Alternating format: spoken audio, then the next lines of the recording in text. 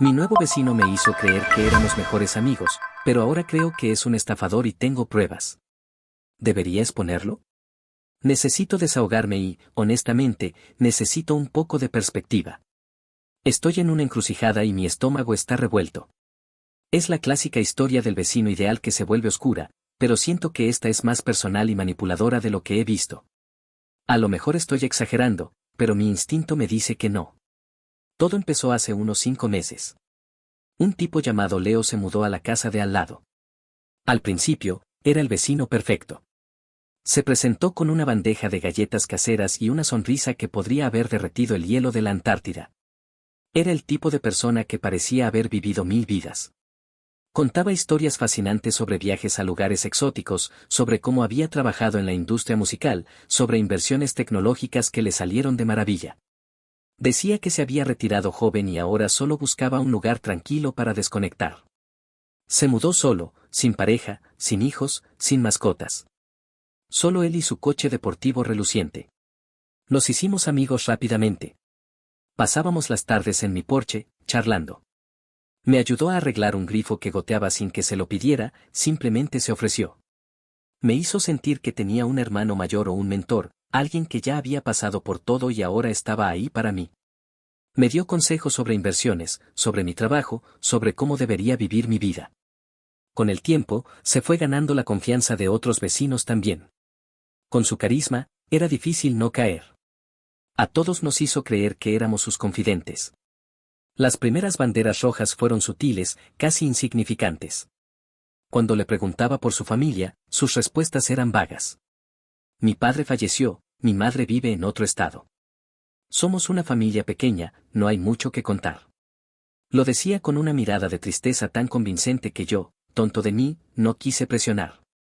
Un día le pregunté por su anterior trabajo en la industria musical, y de repente, la historia que me había contado sobre un exitoso festival en el que participó cambió por completo.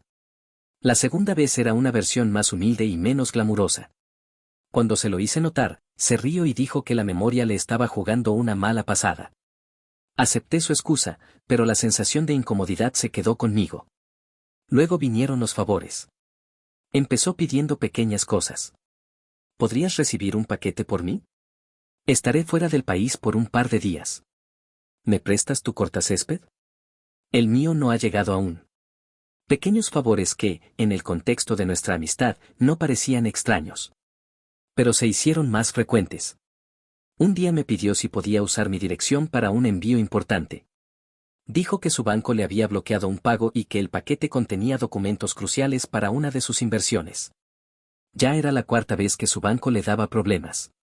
Le dije que sí, pero la historia me pareció cada vez más extraña. Mi verdadera alarma sonó cuando un día estaba en mi garaje y se acercó a mí con una tablet. Tenía una presentación impecable. Me dijo que había estado siguiendo de cerca una empresa de tecnología que, según él, estaba a punto de explotar y que era una oportunidad de inversión que solo se presentaba una vez en la vida. Quería que yo invirtiera $10,000 para entrar. Me habló de cómo él había invertido mucho más y de los retornos garantizados. Era demasiado bueno para ser verdad. Le dije que lo pensaría, pero la sensación de que algo no estaba bien era abrumadora. Después de ese día, mi sensación de malestar creció exponencialmente. Empecé a hacer lo que cualquiera haría, una búsqueda rápida en Google. Busqué su nombre completo, que me había dado casualmente un día, su antiguo trabajo y las empresas que mencionaba. Lo que encontré fue una avalancha de nada. No había rastro de él en la industria musical, en foros de inversión o en cualquier lugar que corroborara sus grandiosas historias. Encontré un perfil de LinkedIn que coincidía con su nombre y foto, pero su historia era completamente diferente. Decía que había trabajado como agente de bienes raíces en un pueblo a 500 kilómetros de aquí. Su foto de perfil, un poco más antigua, lo mostraba con un uniforme de una cadena de comida rápida. Los logros de su perfil de LinkedIn no eran nada del otro mundo. Era todo muy diferente. Encontré comentarios de antiguos colegas que decían que era un tipo que no estaba quieto y que siempre tenía una historia nueva que contar. Me sentí estúpido por no haberlo hecho antes. Me doy cuenta de que he sido un peón en su juego. Él no es mi amigo, solo estaba construyendo una red.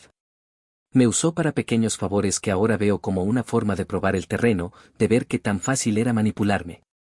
Él no se retiró, no es un inversor exitoso, y probablemente su coche deportivo es alquilado o financiado de manera dudosa.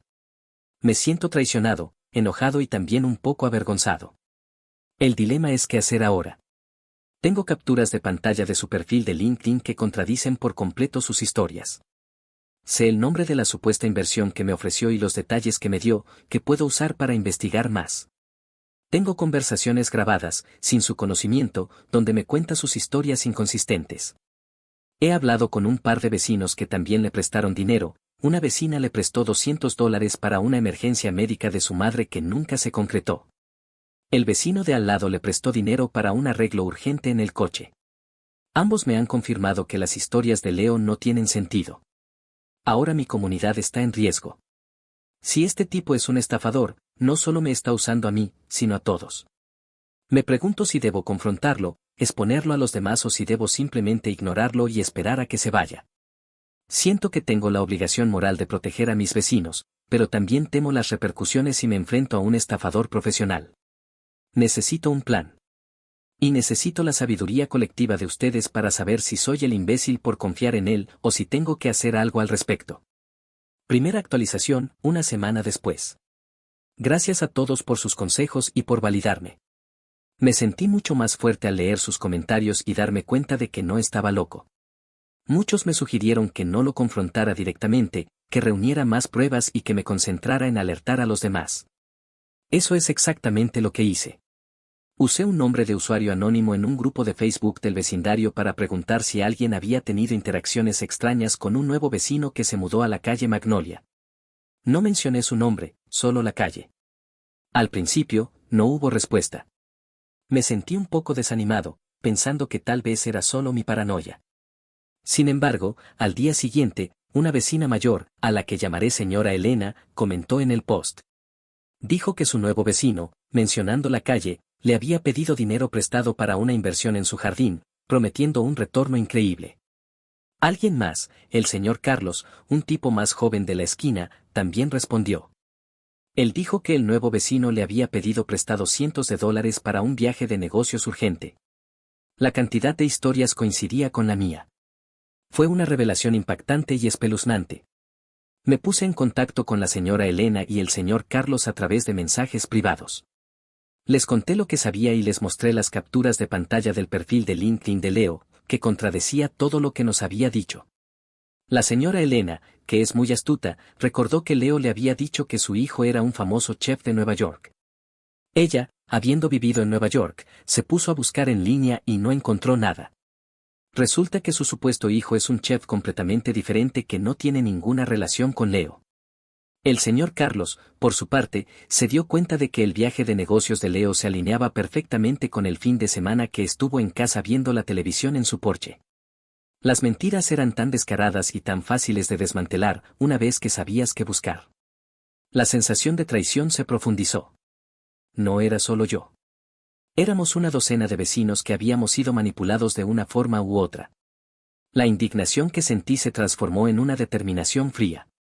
Esto no era una casualidad, era un patrón de comportamiento de un depredador. La señora Elena, el señor Carlos y yo formamos un pequeño grupo de vigilancia. Acordamos documentar todo, cada interacción, cada mentira, cada favor que nos pedía. Tomamos capturas de pantalla de los mensajes de texto, las conversaciones grabadas y los perfiles de redes sociales que encontramos. La situación ahora es más tensa. Leo aún no ha intentado nada grande conmigo, pero sé que es cuestión de tiempo. Ahora, cuando habla, lo escucho con una nueva perspectiva. Cada historia, cada detalle, cada risa forzada, lo analizo. Me siento como un detective en mi propia casa. El miedo que sentía al principio ha sido reemplazado por la necesidad de proteger a mi comunidad. Ya no es un dilema moral, es una misión. El problema es que aún no sabemos cuál es su juego final, y eso es lo que me mantiene despierto por la noche.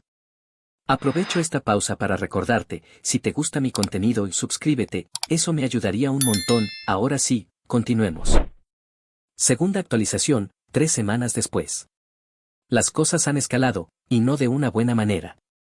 Nuestro equipo de vigilancia ha estado trabajando horas extras. No solo encontramos a más vecinos que fueron víctimas de pequeñas estafas, sino que también descubrimos algo más serio. Una vecina, la señora Clara, nos confesó que Leo le había ofrecido una oportunidad de negocio increíble, quería que invirtiera en un nuevo negocio local de limpieza. Le dijo que era un negocio que él estaba apadrinando y que necesitaban un socio capitalista. El negocio era real, pero el dueño, el señor Pedro, no tenía ninguna relación con Leo. Leo había contactado al señor Pedro, fingiendo ser un consultor de negocios, y le había prometido conectarle con inversores. Básicamente, estaba usando el nombre y el prestigio del señor Pedro para estafar a la señora Clara y a otros vecinos. La señora Clara, con un gran dolor en su corazón, nos dijo que ya le había dado $5,000 a Leo. Leo le había dado un contrato falsificado que no tenía ningún valor legal. La señora Clara estaba devastada. La frustración y la rabia que sentía al escuchar esto fueron abrumadoras. Ya no era solo una cuestión de pequeños favores, era un fraude en toda regla. Decidimos que ya era suficiente. El señor Carlos, siendo el más joven y enérgico, decidió que debía confrontar a Leo. Le rogamos que no lo hiciera, pero él estaba muy enojado. Fue a la casa de Leo y le pidió su dinero de vuelta. Leo, con una sonrisa fría, le dijo que el dinero se había invertido y que lo vería de nuevo en unos meses. El señor Carlos, sin poder controlarse, le gritó que sabía que era un estafador. Leo simplemente le cerró la puerta en la cara y le dijo que no volviera a molestarlo. La confrontación fue un fracaso, pero nos dio una pieza clave de información: Leo no se asusta fácilmente. Sabe que lo que está haciendo es ilegal, pero actúa con total impunidad. Esto nos hizo darnos cuenta de que teníamos que ser más inteligentes y más precavidos. La señora Clara fue a la policía para denunciar la estafa, pero la policía le dijo que necesitaba más pruebas y que, a menos que el dinero fuera una cantidad enorme, era difícil actuar. El policía le sugirió que reuniera más pruebas de las transacciones y del contrato. Mi dilema emocional se ha profundizado. Ahora me siento responsable por la señora Clara y por los otros vecinos que perdieron su dinero. No debí confiar en él, no debí dejarlo entrar en mi vida. Me siento como si mi amistad con él fuera lo que le dio la credibilidad para estafar a otros. He pasado por la negación, la ira, la culpa y ahora estoy en una etapa de pura determinación. Mi plan ha cambiado. Ya no se trata de protegerme, se trata de hacer justicia y de asegurarme de que este tipo no vuelva a hacerle esto a nadie más. Estoy dispuesto a hacer lo que sea necesario, incluso si eso significa arriesgar mi propia seguridad. Ya no me importa si soy el imbécil, me importa ser el héroe en esta historia. Tercera actualización, 2 meses después de la segunda. Lo que sucedió anoche fue el giro más grande e inesperado de toda esta pesadilla. Pensé que sabía quién era Leo, pero estaba equivocado. No era solo un estafador de poca monta, era un criminal de carrera. Estaba cenando con la señora Elena y el señor Carlos. La señora Clara había logrado conseguir una copia de un cheque que le dio a Leo. El cheque tenía la firma de Leo, y la cuenta era de un banco que no era de nuestra localidad. Un banco del pueblo de donde él supuestamente se había mudado. La señora Elena, con su experiencia, sugirió que la cuenta podría estar relacionada con una empresa ficticia. Mientras estábamos investigando, un camión de mudanzas llegó a la casa de Leo. Un par de hombres con uniforme se bajaron y empezaron a sacar sus pertenencias, no con mucha delicadeza. Era obvio que lo estaban desalojando. Nos miramos los unos a los otros, sin poder creer lo que veíamos. Fuimos a preguntar al encargado del camión qué estaba pasando. Nos dijo que la casa de Leo había sido embargada por el banco y que no había pagado el alquiler en meses. No solo eso, sino que el coche deportivo que siempre estaba estacionado afuera de su casa había sido robado en otro estado. El verdadero golpe vino cuando la policía llegó.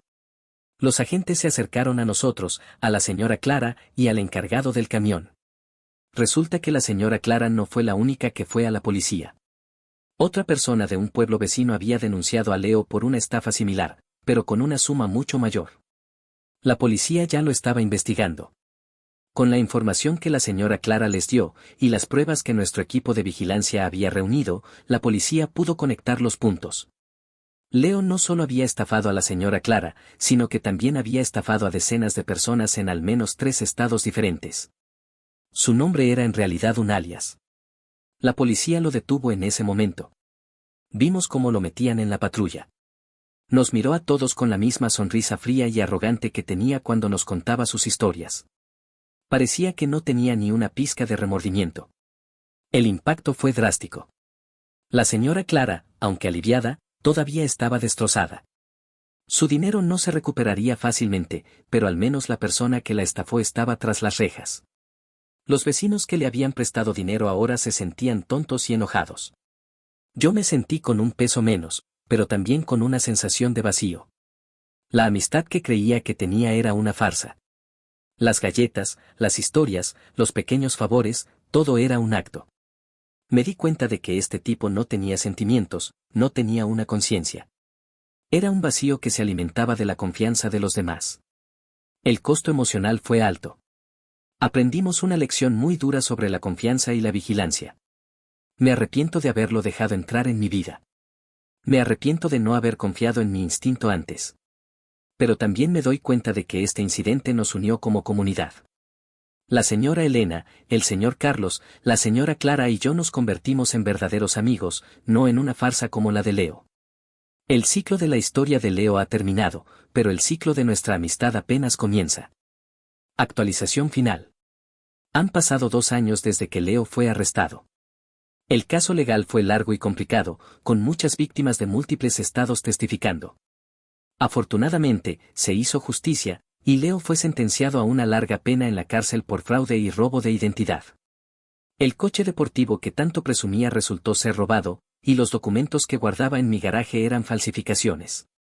La experiencia me cambió por completo. La confianza que tenía en los extraños ha sido reemplazada por un escepticismo saludable. Ahora soy más precavido, pero no cínico. Entendí que la vigilancia y la comunicación son cruciales. Nuestro equipo de vigilancia se convirtió en una institución en el vecindario. Ahora nos reunimos una vez al mes para hablar, no solo de problemas, sino también de cosas buenas. Nos convertimos en una verdadera comunidad. Aprendí que la bondad y la generosidad pueden ser armas de doble filo si no se usan con cautela. También aprendí que no soy un imbécil por haber confiado en él era un profesional que se aprovechó de mi buena fe. El arrepentimiento ha dado paso a la aceptación. Ya no me siento avergonzado, sino que me siento orgulloso de haberlo expuesto y haber protegido a mi comunidad. Hoy en día, el porche donde solía charlar con Leo está vacío. A veces, me siento ahí, tomando un café, y recuerdo la sonrisa falsa que tenía. Pero ahora, también recuerdo la sonrisa genuina de la señora Elena, el ingenio del señor Carlos, y la gratitud de la señora Clara. La casa de al lado tiene nuevos dueños, una familia joven con 2 niños. Son amables, discretos y me dan una sensación de paz. Ya no son solo vecinos, son parte de la comunidad que reconstruimos. La experiencia me moldeó.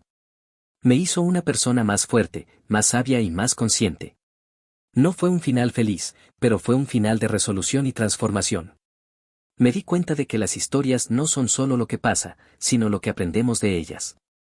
Y de esta, aprendí la lección más importante de todas: la verdadera comunidad se construye sobre la verdad, no sobre la farsa. Si llegaste hasta el final, por favor deja un pulgar arriba.